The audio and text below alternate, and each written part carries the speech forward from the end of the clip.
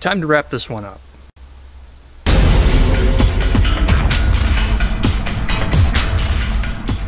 Alright, so for the handle, what I'm going to do is I'm going to put a piece of wood like that. It's a piece of regular oak, and I put one on one side, one on the other, pretty much sandwich them in between there.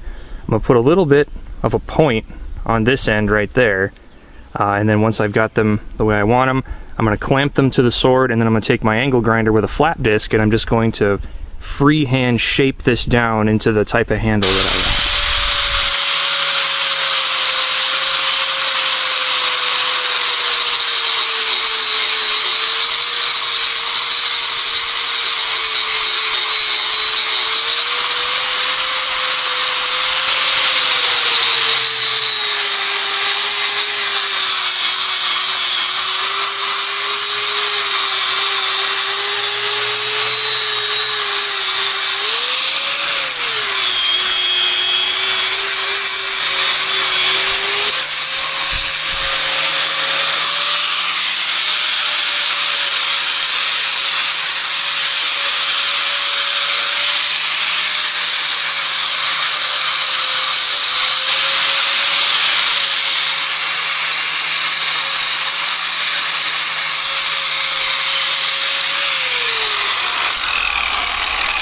Wrap the whole thing in some red electrical tape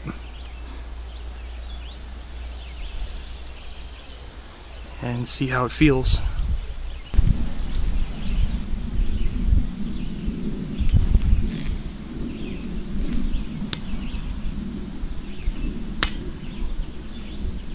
Yeah, like it. It's got a nice taper to the base of it like that, so I got a nice grip right there. It's nice and thin right through there. That's about right.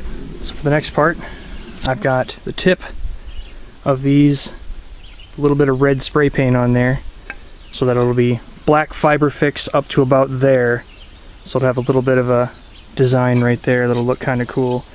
So I'm going to attach this back where it goes, which will be right about there, and then I'm just going to wrap this whole thing with just one side on an electrical tape, and then flip it over and do the same thing so that this part is bonded to the hilt and then the other side is bonded to both, instead of putting them both on at the same time and wrapping it, because that creates the ability to slide, and doing one side at a time will eliminate that. So alright, so that's been wrapped up like that. So it's got, I can still grip to the wood pattern like that, and it doesn't have any way to slip or slide on there. It's nice and solid. So now I can go ahead and wrap it in the final wrap, which is the fiber fix.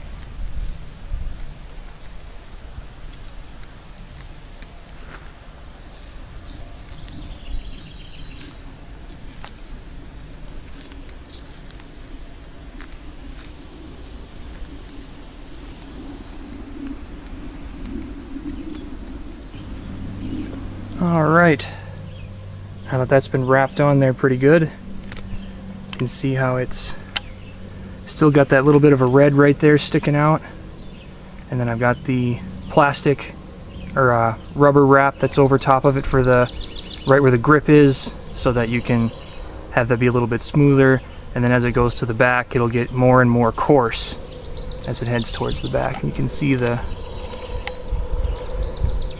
kind of see the bubbles rippling there as it's starting to cure, and when it's done it will end up being like a casting material. Like if you break your arm, they put a cast on it. It's basically the same exact material, so it's going to be almost like stone when it's done, and it's not coming off for anything. The only way to get this handle off once it's done is to cut it off with an angle grinder. So it's the most durable handle I can put on a sword. And now that the fiber fix has finished curing, it is all set up and it is 100% finished. After all this work, after all these couple months of working on this sword, it is now 100% completed. And there we go.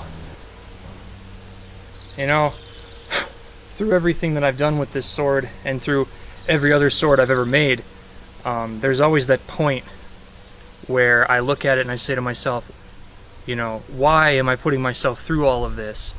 And then at the end of all of that work, when a picture of a sword that's been in my head for, you know, a couple months as I've been building this thing, and when it's physically in your hands and you're holding that exact sword, I tell you, there's just nothing like it. So for this sword, I think I am going to make a sheath for it. That's probably going to be a whole nother series of videos, because the sheath making process is nowhere near as hard to make as the sword, but it is probably like a 3-part process. So I'm probably going to do that sometime in the coming weeks. I'm going to make a cool sheath for Raze.